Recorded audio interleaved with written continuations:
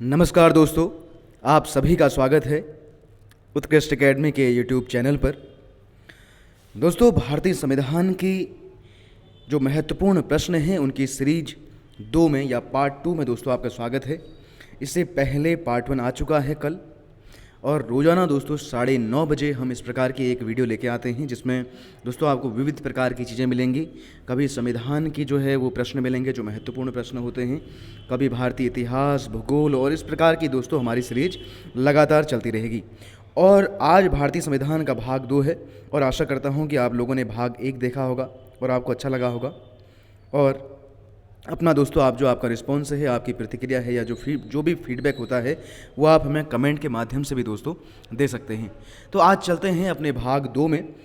30 महत्वपूर्ण प्रश्न हैं जो कि MCQ बेस्ड हैं, बहुविकल्पी टाइप के प्रश्न हैं। चलिए चलते हैं पहले प्रश्न की ओर। देखिए, पहला प्रश्न दोस्तों क्या है, भारतीय संविधान की किस अनुसूची में विभिन्न राज्यों में अनुसूचित क्षेत्रों के प्रशासन और नियंत्रण के लिए विशेष उपबंध किए गए हैं। यानी आपको पूछा गया है कि किस शेड्यूल में या किस अनुसूची में जो अनुसूचित क्षेत्र हैं उनके प्रशासन और नियंत्रण हेतु प्रावधान है। तो देखिए, 3री, 5वीं, 7वीं या 9वीं। तो सिंपल सा है, आप सभी को पता ही है। ऑप्शन बी 5वीं इसका सही उत्तर है। 5वीं अनुसूची में दोस्तों जो अनुसूचित क्षेत्र हैं उनके और जो जनजातीय क्षेत्र हैं उनके प्रशासन के बारे में या उनके नियंत्रण के बारे में दोस्तों उपबंध किए गए हैं। 3री अनुसूची में आपको दोस्तों पता ही है क्या है, शपथ है।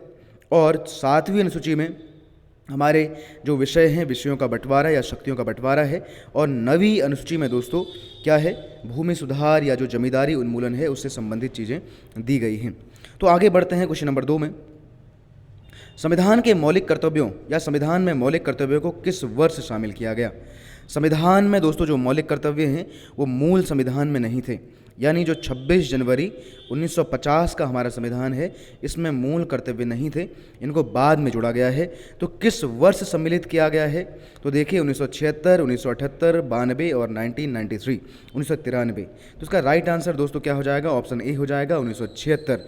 1976 में संविधान में मौलिक कर्तव्यों को शामिल किया गया, और तब दोस्तों 10 मौलिक कर्तव्य संविधान में जोड़े गए। कितने जोड़े गए, 10 मौलिक कर्तव्य।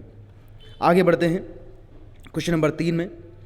राज्य के नीति निर्देशक सिद्धांत एक ऐसे चेक की भांति हैं जो बैंक की सुविधानुसार अदा किया जाता है। यानी जो DPSP है वो एक इस प्रकार का चेक है जो बैंक की दया पर निर्भर है। यानी बैंक उसको करना चाहेगा, पेड तो करेगा, नहीं तो नहीं करेगा। इस प्रकार का जो कथन है वो किसने कहा था, अंबेडकर ने, KM मुंशी ने, राजेंद्र प्रसाद ने, या KT शाह ने। तो इस प्रकार का जो स्टेटमेंट है दोस्तों वो किसने दिया था, ऑप्शन डी हमारा सही है, KT शाह जी ने ये दिया था। उन्होंने कहा था कि DPSP एक इस प्रकार का चेक है जो बैंक के संसाधनों पर या बैंक की दया पर निर्भर है। बैंक चाहेगा तो उसको पेड करेगा या उसका भुगतान करेगा, अन्यथा नहीं करेगा। तो आगे बढ़ते हैं, KT शाह इसका सही उत्तर है। अगला देखिए, किसकी संस्तुति पर भारतीय संविधान में मूल कर्तव्यों को शामिल किया गया। बहुत ही बढ़िया क्वेश्चन है कि किसकी सिफारिशों पर संविधान में मूल कर्तव्यों को शामिल किया गया है। बलवंत राय मेहता, आयंगर समिति, स्वर्ण सिंह समिति या ठक्कर समिति। तो बहुत ही सिंपल सा दोस्तों इसका आंसर है बलवंत राय मेहता। बलवंत राय मेहता समिति की सिफारिशों पर दोस्तों जो 42वां संविधान संशोधन है, 42वां संविधान 1976 जो है, इसके माध्यम से दोस्तों संविधान में 10 मौलिक कर्तव्यों को 1976 में शामिल किया गया। तो यानी हमारा आंसर क्या हो जाएगा, ऑप्शन ए हो जाएगा, बलवंत राय मेहता। आगे बढ़ते हैं क्वेश्चन नंबर 5 में। भारतीय संविधान में वर्तमान में मौलिक कर्तव्यों की संख्या कितनी है। अब मैंने अभी आपको बताया है कि 1976 में 10 जोड़े गए थे, तो ये वर्तमान में पूछ रहा है। तो वर्तमान में दोस्तों कितने हैं, वर्तमान में मौलिक कर्तव्यों की संख्या हमारी है ऑप्शन सी, जो हमारा 11 है। 11 बिल्कुल सही है। वर्तमान में फंडामेंटल ड्यूटी जो हमारी हैं कितनी है, फंडामेंटल ड्यूटी हमारी हैं 11। और जो 11वां मौलिक कर्तव्य है उसको 86वां संविधान संशोधन 2002 के माध्यम से दोस्तों जोड़ा गया है। और ये 11वां मौलिक कर्तव्य है ये माता पिता और गार्जियन के लिए है। और ये माता पिता और गार्जियन की दोस्तों ड्यूटी बनाता है कि वो अपने जो बच्चे हैं या जो अपने प्रतिपाल्य हैं उनको शिक्षा का अवसर प्रदान करें। तो मूल संविधान में मौलिक कर्तव्य कितने थे, तो शून्य थे, ऐसा प्रावधान नहीं था। फिर 10 कब जोड़े गए? 42वां संविधान संशोधन 1976 द्वारा। और जो 11वां है, 11वां कब जोड़ा गया? 86वां संविधान संशोधन 2002 द्वारा। आगे बढ़ते हैं क्वेश्चन नंबर 6 में। भारत के निम्नलिखित राष्ट्रपतियों में से कौन सा ट्रेड यूनियन आंदोलन से संबंधित रहा है? यानी ट्रेड यूनियन का मतलब है जो श्रमिक से संबंधित मामले हैं उनके आंदोलन से संबंधित रहा है। वीवी गिरी, एन संजीव रेड्डी, KR नारायणन या जाकिर हुसैन। तो देखिए कौन सा राष्ट्रपति है जो ट्रेड यूनियन या श्रमिक जो आंदोलन है या श्रमिकों से संबंधित जो उनके अधिकार हैं उनसे संबंधित जो आंदोलन है उनसे संबंधित रहा है। तो इसका राइट आंसर दोस्तों हमारा क्या हो जाएगा? ऑप्शन ए हो जाएगा, वीवी गिरी। वीवी गिरी दोस्तों ऐसे राष्ट्रपति हैं जो श्रमिकों के आंदोलन से लगातार जुड़े रहे और श्रमिकों के साथ दोस्तों उनका बहुत गहरा संबंध या लगाव भी था। एन संजीव रेड्डी की बात करते हैं दोस्तों, ये भारत के एकमात्र निर्विरोध राष्ट्रपति है, आपको पता होगा। और ये ऐसे राष्ट्रपति भी हैं जो पहले लोकसभा अध्यक्ष भी रहे थे। आगे बात करते हैं। और जाकिर हुसैन दोस्तों पहले मुस्लिम राष्ट्रपति हैं और ये ऐसे राष्ट्रपति भी हैं जिनकी पद पर रहते हुए दोस्तों मृत्यु हो गई थी। और ऐसे 2 ही राष्ट्रपति आपको मिलेंगे जिनकी पद पर रहते हुए मृत्यु हुई थी। पहले हैं डॉक्टर जाकिर हुसैन और दूसरे हैं जिनके टाइम में जो राष्ट्रीय आपातकाल लगा था। और वो कौन से राष्ट्रपति हैं वो आपको कमेंट करना है। ऐसे राष्ट्रपति हैं जिनके टाइम में दोस्तों जो 1975 है, 1975 का आपातकाल लगाया गया था इंदिरा गांधी के टाइम में। तो वो दोस्तों आपको कमेंट करना है कि वो दूसरे राष्ट्रपति कौन हैं, ये आपके लिए है। आगे बढ़ते हैं क्वेश्चन नंबर 7। निम्न में से किस सदन की अध्यक्षता ऐसा व्यक्ति करता है जो उसका सदस्य नहीं होता? बहुत ही बढ़िया क्वेश्चन है। निम्न में से कौन से सदन की अध्यक्षता ऐसा व्यक्ति करता है जो उसका मेंबर नहीं होता? लोकसभा, विधानसभा, राज्यसभा या विधान परिषद? लोकसभा, विधानसभा, राज्यसभा और विधान परिषद। अब इन चारों में से दोस्तों आपको ये बताना है कि इनमें से किस सदन की अध्यक्षता ऐसा व्यक्ति करता है जो उस सदन का सदस्य ही नहीं होता। अब जैसे बात करते हैं विकल्पों में, लोकसभा देखिए दोस्तों, लोकसभा की अध्यक्षता करता है लोकसभा अध्यक्ष और पहले वो दोस्तों लोकसभा सांसद होता है, तो ये विकल्प तो हमारा कट जाएगा। विधानसभा की बात करते हैं, विधानसभा का अध्यक्ष दोस्तों कौन होता है? पहले विधानसभा का मेंबर होता है यानी विधायक होता है, तो ये भी कट जाएगा हमारा। विधान परिषद की बात करते हैं, विधान परिषद का दोस्तों जो अध्यक्ष होता है उसको सभापति बोलते हैं और विधान परिषद का सभापति विधान परिषद का मेंबर होता है, यानी ये भी कट जाएगा। राज्यसभा की बात करते हैं दोस्तों, ऑप्शन सी हमारा सही है। राज्यसभा का जो अध्यक्ष होता है वो कौन होता है दोस्तों? उसको सभापति कहा जाता है और वो कौन होता है? उपराष्ट्रपति होता है। जो भारत का उपराष्ट्रपति होता है वो राज्यसभा का दोस्तों पदेन सभापति भी होता है और उपराष्ट्रपति राज्यसभा का मेंबर नहीं होता, यह आपको ध्यान रखना है। ये राज्यसभा का सभापति तो है लेकिन राज्यसभा का दोस्तों ये सदस्य नहीं है, तो यही आपको पूछा गया था, तो ऑप्शन सी हमारा सही हो जाएगा। आगे बात करते हैं क्वेश्चन नंबर 8 में। उपराष्ट्रपति कार्यवाहक राष्ट्रपति के रूप में अधिकतम कितने समय तक कार्य कर सकता है? बहुत ही बढ़िया क्वेश्चन है दोस्तों। जो उपराष्ट्रपति है, उपराष्ट्रपति कार्यवाहक राष्ट्रपति के तौर पर अधिकतम कितने समय के लिए पद पर रह सकता है? 6 माह, 1 वर्ष, 3 माह और 1 माह। 6 माह, 1 वर्ष, 3 माह और 1 माह। तो इसकी बात करते हैं दोस्तों, जब भी राष्ट्रपति की दोस्तों मृत्यु होती है या उसका त्यागपत्र होता है या संसद उसे हटा देती है महाभियोग की प्रक्रिया से या उसका निर्वाचन अवैध घोषित हो जाता है, तो ऐसी स्थिति में दोस्तों राष्ट्रपति का पद खाली हो जाता है और राष्ट्रपति के पद को भरने के लिए जो भारत का उपराष्ट्रपति है वो उस टाइम में कार्यवाहक राष्ट्रपति के तौर पर कार्य करने लगता है। अब संविधान में ऐसा लिखा हुआ है कि जो उपराष्ट्रपति है वो कार्यवाहक राष्ट्रपति के तौर पर अधिकतम 6 माह के लिए कार्य कर सकता है और 6 माह के भीतर दोस्तों नए राष्ट्रपति का चुनाव हो जाता है, तो फिर वो अपने उस कार्यवाहक राष्ट्रपति के पद को छोड़ देता है। तो वो 6 माह कार्य कर सकता है कार्यवाहक राष्ट्रपति के तौर पर। आगे बढ़ते हैं। राष्ट्रपति के निर्वाचक मंडल में कौन शामिल नहीं होता?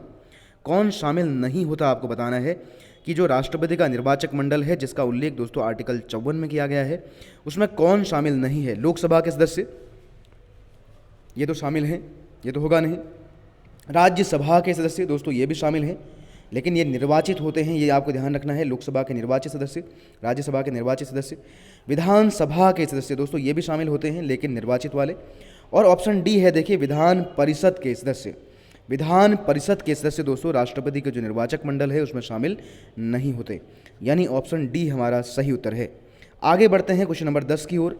जय किसान जय जवान, जय जवान जय किसान का नारा किस प्रधानमंत्री द्वारा दिया गया है? दोस्तों बहुत ही इंपॉर्टेंट प्रश्न है। जय जवान जय किसान यानी जवान और किसान की जय, ये नारा किसके द्वारा दिया गया है? जवाहरलाल नेहरू द्वारा, इंदिरा गांधी, लाल बहादुर शास्त्री या चौधरी चरण सिंह? तो इसका सही उत्तर दोस्तों आप सभी को पता है, ऑप्शन सी लाल बहादुर शास्त्री इसका सही उत्तर है। और यहाँ पर एक दो बातें आपको ध्यान रखनी है। जय जवान जय किसान लाल बहादुर शास्त्री ने कहा था, जय जवान जय किसान जय विज्ञान, इसमें दोस्तों जो विज्ञान शब्द जुड़ा था वो जुड़ा था अटल बिहारी वाजपेयी ने। और एक शब्द दोस्तों बाद में और जुड़ा गया है, जय अनुसंधान, जय अनुसंधान। तो अनुसंधान शब्द दोस्तों किसके द्वारा जुड़ा गया है? प्रधानमंत्री नरेंद्र मोदी द्वारा। तो आज दोस्तों ये क्या हो गया है? जय जवान जय किसान जय विज्ञान और जय अनुसंधान, ये दिया था लाल बहादुर शास्त्री ने, इसमें विज्ञान जुड़ा अटल बिहारी वाजपेयी ने, और अनुसंधान शब्द दोस्तों इसमें जुड़ा है किन्होंने? प्रधानमंत्री नरेंद्र मोदी ने। तो ऑप्शन सी इसका सही उत्तर है। आगे बढ़ते हैं क्वेश्चन नंबर 11 में। स्वतंत्र भारत की जो पहली मंत्री परिषद थी उसमें विधि मंत्री कौन थे? स्वतंत्र भारत की पहली मंत्री परिषद में विधि मंत्री कौन थे? देखिए, जवाहरलाल नेहरू, भीमराव अंबेडकर, अबुल कलाम आज़ाद और सरदार बलदेव सिंह। तो इसका सिंपल सा दोस्तों आंसर क्या है? भीमराव अंबेडकर। ऑप्शन बी इसका सही उत्तर है। स्वतंत्र भारत की जो पहली मंत्री परिषद थी उसमें दोस्तों जो हमारे विधि मंत्री थे, यानी जो हमारे कानून मंत्री, वो कौन थे? वो हमारे थे ऑप्शन बी भीमराव अंबेडकर। आगे बढ़ते हैं। भारत सरकार को कानूनी विषयों पर कौन परामर्श देता है? तो भारत सरकार को दोस्तों जो कानूनी मामले हैं, जो लीगल मामले हैं, उनमें परामर्श देने का कार्य कौन करता है? विकल्प देख सकते हैं, अटॉर्नी जनरल ऑफ इंडिया, मुख्य न्यायाधीश, विधि आयोग का अध्यक्ष या इनमें से कोई नहीं। तो इसका सही उत्तर दोस्तों बहुत ही सिंपल सा है, ये अटॉर्नी जनरल ऑफ इंडिया यानी ऑप्शन ए सही है। इसे हिंदी में दोस्तों कहा जाता है महान्यायवादी। कौन है? महान्यायवादी। महान्यायवादी, इसका उल्लेख दोस्तों आर्टिकल 76 में है, 76। इसका मुख्य कार्य है भारत सरकार को जो कानूनी मामले हैं, जो जटिल मामले होते हैं या जो संवैधानिक मामले हैं, पेचीदा मामले हैं, उन मामलों में सलाह देना और भारत सरकार की ओर से दोस्तों जो अपना पक्ष है वो न्यायालयों में रखना, ये कार्य दोस्तों अटॉर्नी जनरल ऑफ इंडिया का होता है। और दोस्तों आपको ये बताना है कमेंट करके कि वर्तमान में अटॉर्नी जनरल ऑफ इंडिया कौन है। अब इसके बारे में एक दो चीज़ें और हैं दोस्तों। अटॉर्नी जनरल ऑफ इंडिया का जो कार्यकाल है वो निर्धारित नहीं है, ये राष्ट्रपति के प्रसाद पर्यंत पद धारण करता है और जो इसके वेतन भत्ते हैं वो भी दोस्तों राष्ट्रपति द्वारा ही तय किए जाते हैं। आगे बात करते हैं क्वेश्चन नंबर 13 पर। भारत सरकार में सबसे ऊंचे पद का, ये पर हो गया है दोस्तों, यहाँ पर पद कर लेना आप लोग। सबसे ऊंचे पद पर कौन सा सिविलियन अधिकारी होता है? यानी सिविल सेवा का कौन सा ऐसा अधिकारी है दोस्तों, या कौन सा ऐसा पद है जो सबसे सर्वोच्च माना जाता है? तो यहाँ विकल्प देखिए दोस्तों, गृह सचिव, होम सेक्रेटरी, डिफेंस सेक्रेटरी, मंत्रिमंडल सचिव या कैबिनेट सेक्रेटरी, या ऑप्शन डी है देखिए इनमें से कोई नहीं। तो इसका राइट आंसर दोस्तों हमारा क्या हो जाएगा? ऑप्शन सी हो जाएगा, मंत्रिमंडल सचिव। जो कैबिनेट सेक्रेटरी है दोस्तों वो सबसे बड़ा सिविलियन पद माना जाता है, यानी जो भी आईएएस बनते हैं या जो भी लोक सेवा में जाते हैं दोस्तों, उस लोक सेवा वाले व्यक्तियों का दोस्तों ये सपना होता है कि कभी हम भी मंत्रिमंडल सचिव या कैबिनेट सेक्रेटरी पद पर पहुंच पाएं। तो ऑप्शन सी इसका सही आंसर है। अगला देखिए 14वां, लोकसभा के चुनाव में निर्वाचित होने के लिए किसी व्यक्ति के लिए न्यूनतम आयु सीमा कितनी होती है? यदि आपको लोकसभा का सदस्य यानी लोकसभा सांसद बनना है तो आपको कितनी न्यूनतम आयु चाहिए होगी? इसका प्रावधान दोस्तों आप देखिए क्या क्या होगा। विकल्प आपके सामने है, 21 वर्ष, 18 वर्ष, 25 वर्ष, 30 वर्ष। तो क्या होगा? लोकसभा के लिए न्यूनतम सदस्य दोस्तों जो न्यूनतम आयु सीमा है वो कितनी है? वो 25 वर्ष निर्धारित है, यानी आपको लोकसभा का सांसद बनने के लिए 25 साल पूरे करने होंगे। और यदि आपको राज्यसभा का मेंबर बनना है तो आपको दोस्तों कितना? 30 वर्ष पूरे करने होंगे। यदि राष्ट्रपति बनना है तो आपको 35 साल पूरे करने होंगे। उपराष्ट्रपति बनना होगा तो भी 35 साल पूरे करने होंगे। ग्राम प्रधान बनना होगा तो आपको 21 साल पूरे करने होंगे। तो इस प्रकार की चीज़ें दोस्तों आपको ध्यान रखनी है। तो लोकसभा के लिए न्यूनतम आयु 25 वर्ष है, यानी ऑप्शन सी सही उत्तर है। आगे बढ़ते हैं 15वें क्वेश्चन पर। लोकसभा में राज्यों को किस आधार पर सीटें आवंटित होती हैं? जो लोकसभा है दोस्तों उसमें किस आधार पर, लोकसभा में किस आधार पर राज्यों को लोकसभा सीटें बांटी जाती हैं? जनसंख्या के आधार पर, क्षेत्रफल के आधार पर, गरीबी के आधार पर या भाषा के आधार पर? बहुत ही सिंपल सा है, आपको पता चल गया होगा इसका आंसर दोस्तों क्या होगा। देखिए, जनसंख्या, क्षेत्रफल, गरीबी या भाषा। तो सही उत्तर दोस्तों क्या है? ऑप्शन ए वाले जो जनसंख्या पे जा रहे हैं बिल्कुल सही है। जनसंख्या के आधार पर दोस्तों जो राज्य हैं उनको लोकसभा की सीटें बांटी जाती हैं। जैसे उत्तराखंड की बात करते हैं तो उत्तराखंड में दोस्तों कितनी सीटें हैं लोकसभा की? 5 सीटें हैं। तो जनसंख्या के आधार पर सीटें बांटी जाती हैं। आगे बात करते हैं, लोकसभा में SC ST आरक्षण का प्रावधान किस अनुच्छेद में है? दोस्तों लोकसभा में आरक्षण का भी प्रावधान किया गया है जो कि SC और ST को दिया जाता है। वर्तमान में OBC आरक्षण नहीं है और महिला आरक्षण का भी प्रावधान दोस्तों लोकसभा में नहीं है। तो आपको ये बताना है कि लोकसभा में अनुसूचित जाति और जनजाति का जो आरक्षण है वो किस अनुच्छेद में है? 330 में, 331 में, 332 में या 333 में? तो इसका राइट आंसर दोस्तों हमारा क्या हो जाएगा? ऑप्शन ए की ओर जो जा रहे हैं 330 बिल्कुल सही है। लोकसभा में SC ST आरक्षण 330 में दिया गया है। लोकसभा में एंग्लो इंडियन को आरक्षण दोस्तों 331 में दिया गया है। राज्य विधानसभाओं में, विधानसभा की बात कर रहा हूँ, SC ST आरक्षण 332 में है और राज्य विधानसभा में दोस्तों जो एंग्लो इंडियन का मनोनयन होता है एक पद पर वो आर्टिकल 333 में है। तो आपको एक क्रम से याद रखने हैं 30, 31, 32, 33। 30 में लोकसभा में SC ST, 331 में लोकसभा में एंग्लो इंडियन, 332 में विधानसभा में SC ST और 333 विधानसभा में एंग्लो इंडियन।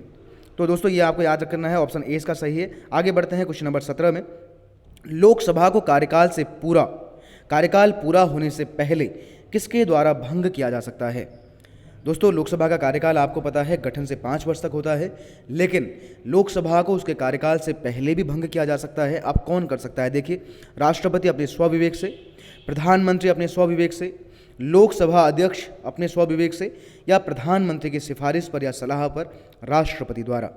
तो इसका राइट आंसर दोस्तों हमारा क्या हो जाएगा? ऑप्शन डी हो जाएगा, प्रधानमंत्री की सिफारिश पर राष्ट्रपति द्वारा।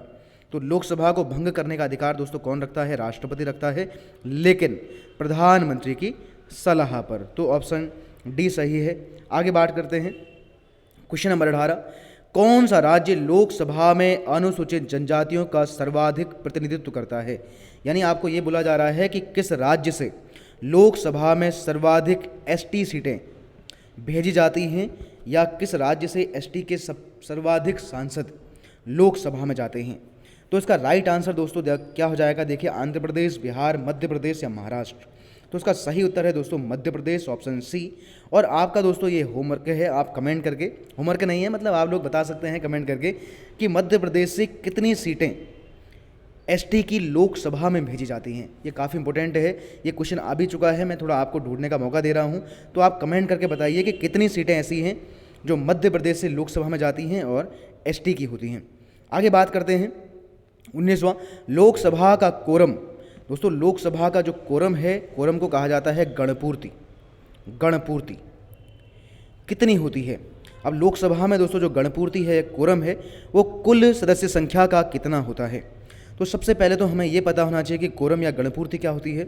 कोरम या गणपूर्ति दोस्तों ऐसी सदस्य संख्या है, ऐसी न्यूनतम सदस्य संख्या है जो लोकसभा की कार्यवाही शुरू करने के लिए आवश्यक होती है। अब विकल्प देखिए, 1/3, 1/5, 1/10 या 1/6। तो इसका सही आंसर दोस्तों क्या हो जाएगा? हमारा ऑप्शन सी हो जाएगा, 1/10। यानी लोकसभा की कार्यवाही शुरू करने के लिए न्यूनतम कितने सदस्यों की आवश्यकता होती है? लोकसभा की कुल सदस्य संख्या का 1/10। यानी 545 वर्तमान में लोकसभा है के सांसद हैं, इसका 1/10 निकालेंगे तो लगभग कितना आएगा दोस्तों? 55। यानी लोकसभा की कार्यवाही शुरू करने के लिए कम से कम 55 सदस्यों की आवश्यकता होती है। आगे बात करते हैं क्वेश्चन नंबर 20 में, प्रथम लोकसभा स्पीकर जिनके विरुद्ध लोकसभा में अविश्वास प्रस्ताव लाया गया था। तो ऐसे पहले कौन से स्पीकर हैं जिनके खिलाफ लोकसभा में अविश्वास या उनको हटाने संबंधित प्रस्ताव लाया गया था? तो इसका राइट आंसर दोस्तों हमारा क्या हो जाएगा? ऑप्शन बी हो जाएगा, GV मावलंकर। गणेश वासुदेव मावलंकर दोस्तों ऐसे लोकसभा अध्यक्ष हैं जिनके खिलाफ अविश्वास प्रस्ताव लाया गया था। आगे बात करते हैं, न्यायिक पुनरावलोकन प्रचलित है। न्यायिक पुनरावलोकन का मतलब है दोस्तों जुडिशियल रिव्यू। अब ये कहाँ प्रचलित है? विकल्प देखिए, भारत में, अमेरिका में, ब्रिटेन में या A और B दोनों, यानी भारत और अमेरिका दोनों में। तो आप कमेंट करके ये बता सकते हैं कि न्यायिक पुनरावलोकन या जुडिशियल रिव्यू किन देशों में प्रचलित है? भारत, अमेरिका, ब्रिटेन या भारत और अमेरिका दोनों। तो इसका राइट आंसर दोस्तों क्या हो जाएगा? जो डी की ओर जा रहे हैं वो बिल्कुल सही है, A और B दोनों। ए और बी दोनों, यानी भारत और अमेरिका दोस्तों दोनों जगह जुडिशियल रिव्यू का प्रावधान है, ब्रिटेन में नहीं है। आगे बढ़ते हैं क्वेश्चन नंबर 22 की ओर। विधान परिषद किसी साधारण विधेयक को अधिकतम कितनी अवधि के लिए रोक सकती है? दोस्तों मोस्ट इंपोर्टेंट है, जो विधान परिषद है राज्यों में, वो किसी साधारण विधेयक को जिसे विधानसभा ने पारित करके भेजा है उसे कितनी अवधि तक रोक सकती है? 3 माह, 4 माह, 6 माह या 14 दिन? तो इसका सही उत्तर दोस्तों क्या हो जाएगा? देखिए 3 माह, 4 माह, 6 माह या 14 दिन। सही उत्तर दोस्तों इसका हो जाएगा ऑप्शन बी, 4 माह। 4 माह भी दोस्तों कैसे? 3 माह एक बार और 1 माह एक बार, तो 3 + 1 यानी अधिकतम 4 माह के लिए किसी बिल को दोस्तों विधान परिषद रोक सकती है और 4 महीने बाद वो बिल दोस्तों पारित माना जाता है विधान परिषद से। तो ऑप्शन बी इसका सही उत्तर है। आगे बढ़ते हैं। केंद्र राज्य संबंध किस अनुसूची में है? जो केंद्र राज्य संबंध है दोस्तों उसका प्रावधान किस शेड्यूल में है? देखिए 11वीं, 7वीं, 6ठी या 9वीं। बहुत सिंपल सा दोस्तों ये प्रश्न है, आपको बताना है जो केंद्र राज्य संबंध हैं वो किस शेड्यूल में है, 11वीं, 7वीं, 6ठी या 9वीं। तो इसका राइट आंसर दोस्तों हमारा हो जाएगा ऑप्शन ए, 11वीं। अच्छा दोस्तों यहाँ पर अनुसूची दिया गया है, केंद्र राज्य संबंध अनुसूची दिया गया है, अनुसूची। अनुसूची दोस्तों कौन सा हो जाएगा? अनुसूची हो जाएगा हमारा 7वां। मैं भाग की बात करने लग गया हूँ, तो यहाँ पर दोस्तों आपको 2 चीज़ें समझनी हैं। केंद्र राज्य संबंध किस अनुसूची में है, तो अनुसूची की बात आएगी तो दोस्तों आंसर हमारा क्या होगा? आंसर तब हमारा हो जाएगा कौन सा? Option B. ऑप्शन बी हो जाएगा 7वीं शेड्यूल। 7वीं शेड्यूल में दोस्तों केंद्र और राज्यों के मध्य शक्तियों का बंटवारा है, तो 7वीं अनुसूची माना जाएगा। यदि भाग पूछा जाएगा तो यहाँ पर यदि आपको ध्यान रखना है दोस्तों, यदि भाग आएगा तो भाग कौन सा होगा? भाग 11 होगा। यह आपको ध्यान रखना है, कंफ्यूज नहीं होना है। केंद्र राज्य संबंध शेड्यूल किस शेड्यूल में है? 7वीं अनुसूची में। यदि भाग आएगा तब दोस्तों आंसर होगा कौन सा? 11वां भाग। जो भाग 11 है उसमें केंद्र राज्य संबंधों का उल्लेख है, यानी ऑप्शन बी यहाँ पर हमारा सही है। आगे बढ़ते हैं क्वेश्चन नंबर 24 में। निम्नलिखित में से कौन अंतर्राज्यीय परिषद गठन करने के लिए अधिकृत है? यानी दोस्तों यहाँ पर एक आर्टिकल है हमारा संविधान में 263 और इसमें इंटर स्टेट काउंसिल यानी अंतर्राज्यीय परिषद की दोस्तों बात की गई है और इसको गठित करने का अधिकार किसके पास है? यह आपको बताना है, संसद को, राष्ट्रपति को, लोकसभा अध्यक्ष को या प्रधानमंत्री को। तो इसका राइट आंसर दोस्तों हमारा क्या हो जाएगा? ऑप्शन बी हो जाएगा, राष्ट्रपति को। राष्ट्रपति को दोस्तों अनुच्छेद 263 के तहत अंतर्राज्यीय परिषद गठित करने की शक्ति प्राप्त है। तो ऑप्शन बी सही है। आगे बढ़ते हैं, 263 भी आपको याद रखना है। अगला देखिए, निम्नलिखित में से कौन भारत में संघ राज्य संबंध से संबंधित समिति नहीं है? दोस्तों कई सारी समितियां हैं जो केंद्र राज्य संबंधों के लिए बनाई गई हैं। अब इनमें से आपको बताना है कि कौन सी समिति केंद्र राज्य संबंध से संबंधित नहीं है। विकल्प देखिए, सरकारी आयोग, राजमन्नार आयोग, इंद्रजीत गुप्ता समिति या पुंछी आयोग। तो इसका राइट आंसर दोस्तों क्या हो जाएगा? देखिए हमारा ऑप्शन सी हो जाएगा, इंद्रजीत गुप्ता समिति। इंद्रजीत गुप्ता समिति दोस्तों चुनाव सुधार के लिए बनाई गई थी। चुनाव सुधार आपको याद रखना है और ईयर था दोस्तों 1998 में इसका गठन किया गया था। और बाकी और समिति देखिए, सरकारी आयोग केंद्र राज्य संबंध से संबंधित है, 1983 में बनी थी। राजमन्नार समिति भी इससे संबंधित है और पुंछी आयोग भी दोस्तों केंद्र राज्य संबंधों से संबंधित है, यानी ऑप्शन सी सही है। आगे बढ़ते हैं क्वेश्चन नंबर 26 की ओर। सिविल अधिकार संरक्षण अधिनियम या इसे दोस्तों कहा जाता है नागरिक अधिकार संरक्षण अधिनियम 1955 के अंतर्गत कंपनियों द्वारा अपराध किए जाने की दिशा में कौन उत्तरदायी होगा? तो विकल्प देखिए, निदेशक, प्रबंधक, सचिव और ऑप्शन डी है उपयुक्त सभी। तो इसका राइट आंसर दोस्तों हमारा हो जाएगा उपयुक्त सभी, ऑप्शन डी इसका सही उत्तर है। और एक चीज़ आपको ध्यान रखनी है, जो ये एक्ट है सिविल राइट प्रोटेक्शन एक्ट या नागरिक अधिकार संरक्षण अधिनियम 1955, ये दोस्तों अनुच्छेद 17 अस्पृश्यता का उन्मूलन जो हमारा आर्टिकल है उसको दोस्तों लागू करने के लिए बनाया गया है भारतीय संसद द्वारा। तो ये भी आपको ध्यान रखना है, कई बार ये क्वेश्चन भी आता है कि नागरिक अधिकार संरक्षण अधिनियम 1955 किस अनुच्छेद को प्रभावी करने के लिए बनाया गया है? तो अनुच्छेद 17 इसका सही उत्तर हो जाएगा। आगे बढ़ते हैं क्वेश्चन नंबर 27 में। भारतीय राष्ट्रपति को शपथ कहाँ दिलाई जाती है? तो बहुत इंपॉर्टेंट प्रश्न है दोस्तों। भारतीय राष्ट्रपति को शपथ कहाँ दिलाई जाती है? देखिए, संसद में, सर्वोच्च न्यायालय में, राष्ट्रपति भवन में या प्रधानमंत्री कार्यालय में। तो आप लोग थोड़ा दिमाग सोच समझ के दोस्तों अपना दिमाग का प्रयोग करते हुए बताइए इसका आंसर क्या होगा। भारतीय राष्ट्रपति को शपथ कहाँ दिलाई जाती है? संसद में, सर्वोच्च न्यायालय में, राष्ट्रपति भवन में या पीएमओ में? अब बात कर लेते हैं राष्ट्रपति के शपथ की, तो आर्टिकल 60 में है, यह आपको पता होगा। और कौन दिलाता है? सुप्रीम कोर्ट का दोस्तों जो मुख्य न्यायाधीश होता है, यानी सीजेआई इनको शपथ दिलाते हैं। यदि सीजेआई न हो तो जो अन्य वरिष्ठतम न्यायाधीश है वो राष्ट्रपति को शपथ दिलाता है। और कहाँ दिलाता है, यदि ये बात आएगी तो ऑप्शन ए हमारा सही हो जाएगा, संसद में। दोस्तों राष्ट्रपति को शपथ संसद में दिलाई जाती है, तो ऑप्शन ए सही है। और राष्ट्रपति की शपथ आर्टिकल 60 में है और सीजेआई दिलाता है, ये भी आपको ध्यान रखना है। 28 देखिए, भारत में सुधारात्मक याचिका उच्चतम न्यायालय के किस अनुच्छेद के अंतर्गत दाखिल की जा सकती है? भारत में सुधारात्मक याचिका उच्चतम न्यायालय के किस अनुच्छेद के अंतर्गत दाखिल की जा सकती है? तो इसका राइट आंसर दोस्तों हमारा हो जाएगा ऑप्शन सी 142। ऑप्शन सी 142 इसका सही आंसर है। आगे बढ़ते हैं। भारत सरकार ने वन संरक्षण अधिनियम किस वर्ष अधिनियमित किया? तो वन संरक्षण अधिनियम बहुत सिंपल सा है दोस्तों, ये भी क्वेश्चन आते हैं कई बार ईयर, तो आपको ध्यान रखने हैं। तो वन संरक्षण अधिनियम किस वर्ष का है? ऑप्शन बी इसका सही उत्तर है।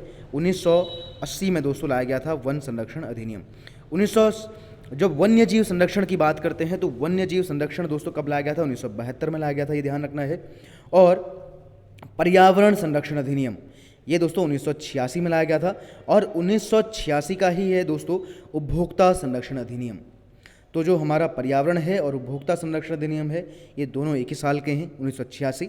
और भ्रष्टाचार निवारण अधिनियम दोस्तों लाया गया था 1988 में, आपको ये ध्यान रखने हैं। तो एक्ट के दोस्तों ईयर भी आते हैं, ध्यान रखना। तो वन्य जीव संरक्षण अधिनियम 1972, वन संरक्षण अधिनियम 1980, पर्यावरण संरक्षण अधिनियम 1986, उपभोक्ता संरक्षण अधिनियम 1986। और दोस्तों इसमें 2019 में एक संशोधन आया है, तो 2019 भी उसका हो सकता है, लेकिन वो संशोधन वाला है। और भ्रष्टाचार निवारण अधिनियम 1988। आगे बात करते हैं आज का अंतिम प्रश्न, सूचना का अधिकार अधिनियम किस वर्ष पारित हुआ? तो दोस्तों जो राइट टू इंफॉर्मेशन एक्ट है, आरटीआई एक्ट, तो आरटीआई एक्ट किस वर्ष पारित हुआ? तो आप सभी को पता है। तो आरटीआई एक्ट दोस्तों किस वर्ष का है? 2005 का है। तो ऑप्शन सी हमारा सही उत्तर हो जाएगा 2005। तो दोस्तों आज की वीडियो में इतना ही है। 30 महत्वपूर्ण प्रश्न दोस्तों आपके सामने 30 महत्वपूर्ण प्रश्न आपके सामने मैं लेके आया, और बाकी दोस्तों इसी तरह से आपके सामने हम आते रहेंगे। और अपना दोस्तों जो भी आपका सुझाव होता है या आपका जो रिव्यू होता है, फीडबैक होता है, वो आप दोस्तों हमें कमेंट के माध्यम से दे सकते हैं। बाकी आपको मिलेंगे इसी तरह से किसी अगले दिन।